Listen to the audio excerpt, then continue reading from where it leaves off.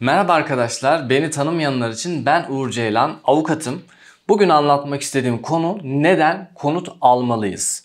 Konut sorunu gerçekten toplumsal bir problem. Özellikle Türk toplumunda konut arzusu her ailenin, her ev kadının bir hayali. Ve konut alma günden güne de zorlaşıyor. Günden güne artık insanların konut almayı bırakın, konut alma ihtimali de azalıyor.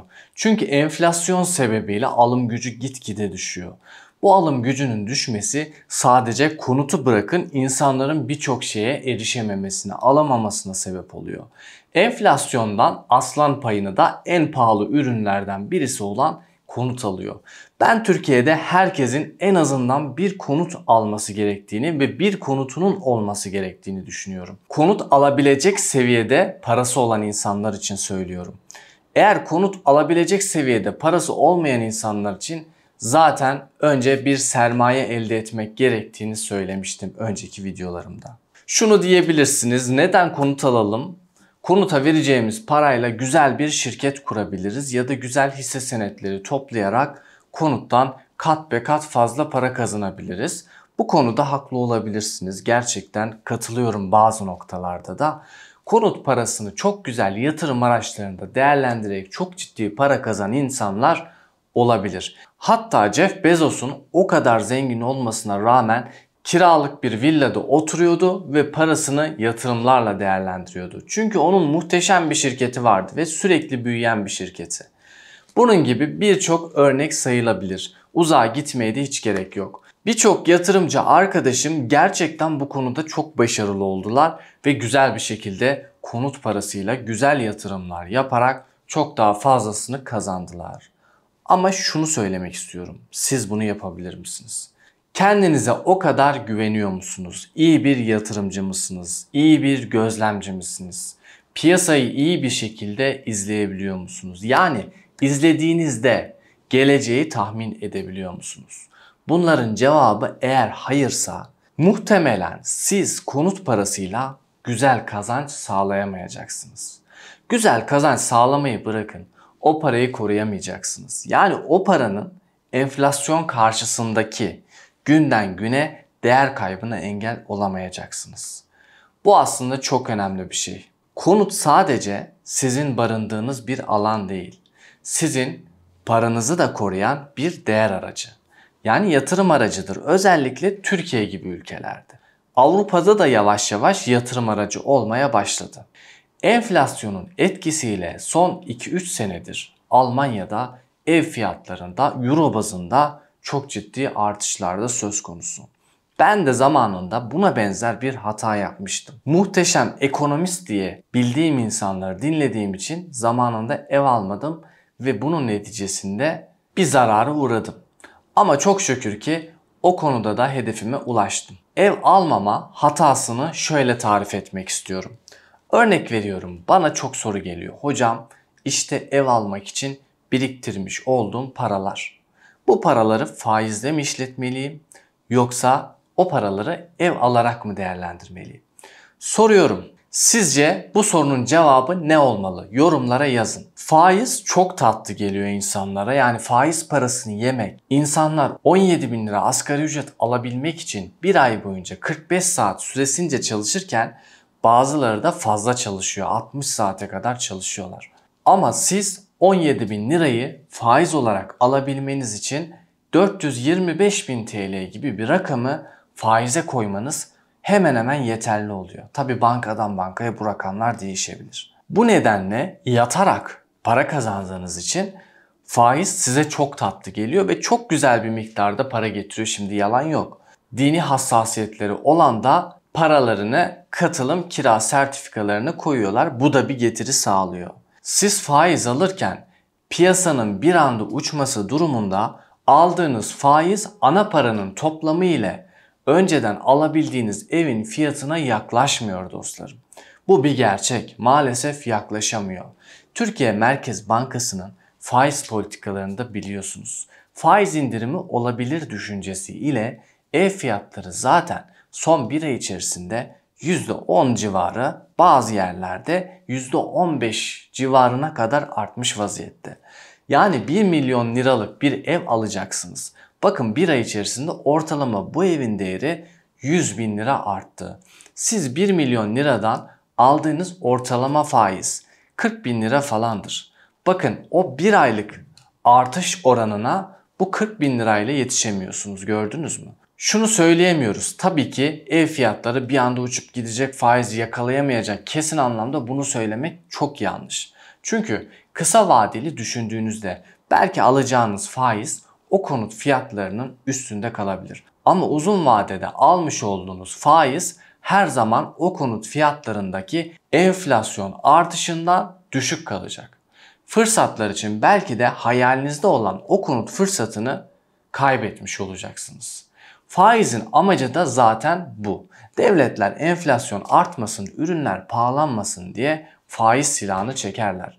Ve bu faiz silahıyla ateş ederler. Burada insanlar insan doğasından dolayı, açgözlü olduklarından dolayı parasını faize yatırır ve mal almaz, konut da almaz, araba da almaz, zeytinyağı da almaz. Böyle olunca ticari hayat yavaşlar. Ticari hayatın yavaşlaması demek talebin az olması ve fiyatların bir anda çekilmesi anlamına gelir. Ve o faiz tekrar inmeye başladığında tüm ürünler bir anda böyle pahalanmaya başlar.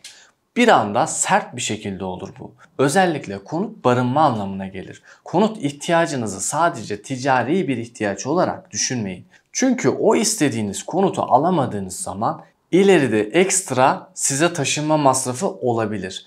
Bir evden eve taşınma maliyetleri, nakliyat maliyetleri oldukça yüksek biliyorsunuz. Konutun karlı bir yatırım aracı olmadığı noktasında düşünen insanlar da var. Onlar da şöyle düşünüyor. Kira fiyatları zaten enflasyondan düşük kalıyor. Yani çok haklısın. İşte orada da böyle %25 sınırlaması gibi sınırlar geliyor. Zaten gösterdikleri enflasyon gerçek enflasyondan düşük noktada olabiliyor. Zaten kiralar ucuz kalıyor ve buradan da kar elde ediyorum diyenler olabilir. Bir bakıma haklı aslında ama şöyle bir durum var. Oradan belki 3-5 kuruş kar elde edebiliyorsun, haklısın. Sen kiraya yaptığın artış muhtemelen ve büyük ihtimalle enflasyonun altında kalıyor. Ve bundan dolayı da ev sahibi ile aran kötü olursa ve sana çık derse ayrı bir problem yaşayacaksın. Büyük bir problem. Bunun karşılığında yaşamış olduğunuz stres ayrı bir problem. Ve bu stresin getirmiş olduğu yaşam kalitesinin düşmesi de bence çok ayrı bir problem. Bunlar aslında manevi problemler de diyebiliriz. Bunun bir de maddi problemleri var. Taşınma masrafı, sizin karşılamak zorunda olduğunuz bir problem. İşler yolunda gitmezse, ev sahibinle aran bozulursa, kötü olursa, evimden çık derse, bu gibi durumlar olursa bu sefer zarar edersin. Ben böyle bir olayın arabuluculuğunu yapmıştım açıkçası. Kiracı 6 aylıktı ve ev sahibiyle konuştuklarında uzun süre oturacağını kiracı söylemiş ev sahibine. Bu dönemde kiracının eşi rahatsızlanıyor. Hastalığı da oldukça büyük bir hastalık. Beyin kanaması geçiriyor. Vefakar baba eşine ve çocuklarına bakıyor. Aynı zamanda da kirayı ödüyor. Kira rakamında raiç yakın bir rakam ödediğini söyleyebilirim o dönem için. Ama ev sahibi burada çık demişti. Ev sahibinin savunması da şuydu. Kendisi kiradaymış. Ev sahibi de evi istemiş. Yani benim evimden çık demiş. Ev sahibi de zaten bir evim var, bari oraya geçeyim, o da kiracısına çık demiş. Bu nedenden kaynaklı bir arabuluculuk süreci yönetmiştim. Ve işin sonunda da tabii ki anlaşamamışlardı. Çünkü kiracının çıkacak bir yeri yoktu ve her şey çok maliyetliydi. Konu burada evden çık meselesiydi.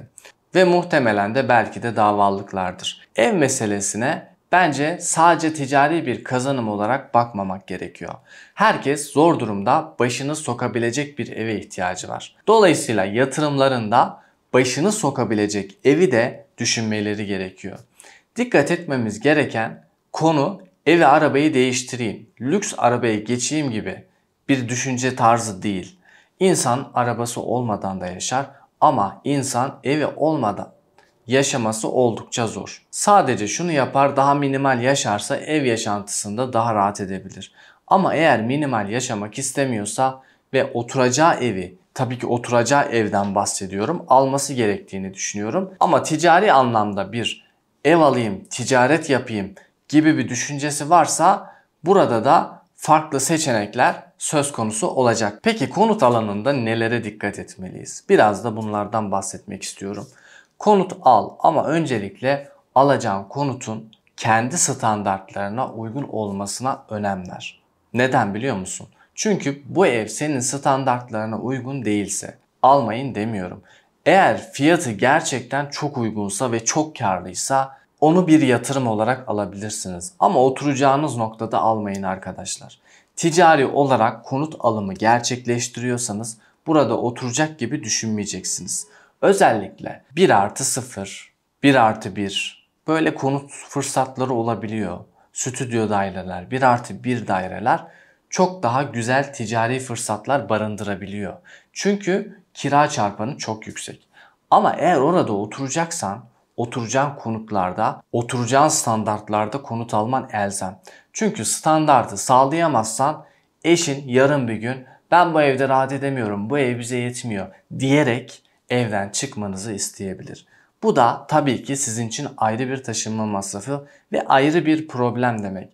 Ev alacağınız zaman dikkat etmeniz gereken konulardan birisi de faizlerin yüksek olması dostlarım. Neden faizlerin yüksek olduğu noktada almak gerekiyor biliyor musunuz? Eğer faizler yüksekse ev fiyatları peşin parayla alanlar için çok cazip avantajlar ortaya çıkarabiliyor. Sizin elinizde şöyle toplu tomar tomar bir para var. Örnek veriyorum 3 milyon olsun. Siz ilanda 3,5 milyon lira yazılı olan bir evi elinizdeki bu tomar 3 milyon lirayla alabiliyorsunuz. Çünkü faizlerin yüksek olduğu noktada insanlar parasını faize koyduğu için ve bu faizin de getirisi tatlı olduğu için yatarak para kazanmanın keyfini aldığı için konuta yönelmiyor. Siz konut aldığınızda eğer ki ihtiyacın da yoksa o evden gelir sağlayabilmen için evini kiraya vermen gerekiyor.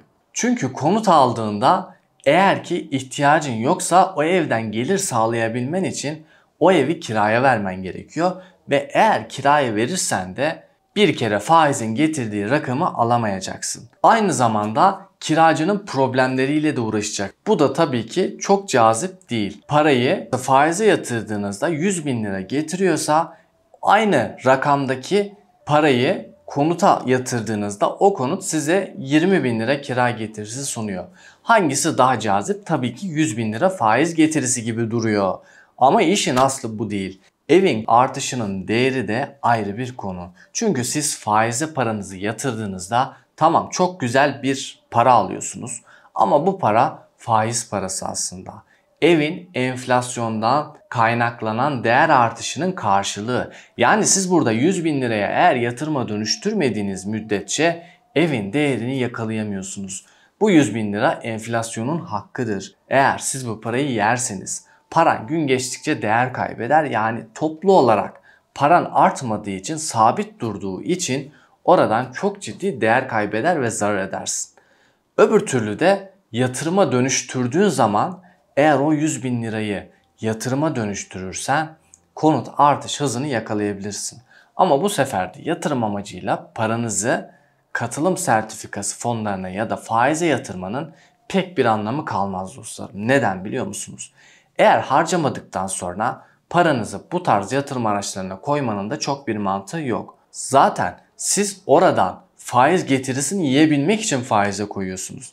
Eğer ki faiz getirisiyle yatırım yapacaksan faize parayı koymanın bir anlamı kalmaz. Çünkü senin oradaki hedefin zaten enflasyon farkını yakalamak. Bu yüzden eğer ki paranı korumak istiyorsan daha değerli, daha garanti olan gayrimenkul ya da arsa, tarla gibi yatırım araçlarına yönelmek çok daha karlı gibi duruyor. Konut alımında dikkat edilmesi gerekenlerden birisi aldığınız konutun arsa payıdır dostlarım. Arsa payı çok önemli bir detaydır. Aslında eğer almış olduğunuz konutun arsa payı gerçekten yüksek rakamlardaysa yani büyükse o konut eski bir konutsa kentsel dönüşüme girdiğinde güzel bir şekilde 1+1 ya da 2+1 daire bırakabilir. Ve üstüne para verdiğinizde 3+1 daireniz bile olabilir. Ve hatta arsa payınız çok büyükse belki müteahhit size bir tane 3+1 daire de verebilir. Kentsel dönüşümde bu şekilde de fırsatlar olabiliyor dostlarım. Diğer bir konut alımında dikkat edilmesi gereken noktalardan birisi de konutu ne amaçla aldınız? Eğer ki konutu oturmak amaçlı almadıysan konutu mümkün olduğunca küçük olması senin için avantajlı. Çünkü küçük konutlarda hem kiracı sirkülasyonu fazla olur hem de insanlar artık yavaş yavaş minimal noktalarda hareket etmeye başlıyorlar. Ve herkes evlenmiyor dostlarım. Artık 3+1, 4+1 konutlar yavaş yavaş ilerleyen yıllarda tarihe karışacak. Dolayısıyla 1+1 konutlar, 2+1 konutlar ilerleyen dönemlerde daha fazla artacak. Hatta stüdyo dairelerde çok fazla artmaya başlayacak. Şöyle bir durum var. 3+1 konut alana kadar bazı yerlerde 3 tane stüdyo daire alabilirsin. Bunların da kira çarpanını hesapladığında 3+1 dairende örnek veriyorum 20.000 lira kira alıyorsan 3 tane stüdyo dairende o stüdyo daireyi 10'ar bin liradan kiraya verdiğinde 30.000 lira kira alabiliyorsun. Bu nedenle kira getirisi daha yüksek oluyor. Ama konutunu oturmak amacıyla alıyorsan istediğin gibi al dostum. Sonra pişman olursun. İçi yapılı olmasını istiyorsan içi yapılı al. Yeni bina olmasını istiyorsan paran yetiyorsa git yenisini al. Benim düşüncem çok yeni olmasına, en pahalısı olmasına gerek yok.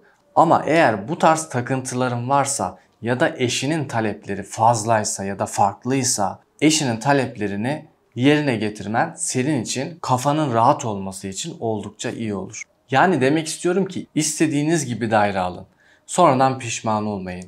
İçini yaptırmak istiyorsanız yaptırın. Ya da eski bir konut alıp içini kendiniz yaptırın. Tabii ki zevkler ve renkler tartışılmaz. Bu nedenle keyfiniz bu konuda önemli dostlarım. Bu videoda neden konut almalıyız ve konut alımında dikkat edilmesi noktalardan bahsettik. Bu ve bunun gibi videolar gelmesini istiyorsanız videoya bir beğeni atıp kanalıma da abone olmayı unutmayın. Ayrıca yorumlara merak ettiğiniz konular varsa bunları da sorun. O sorduğunuz sorular farklı bir video olsun. Görüşmek üzere, hoşça kalın.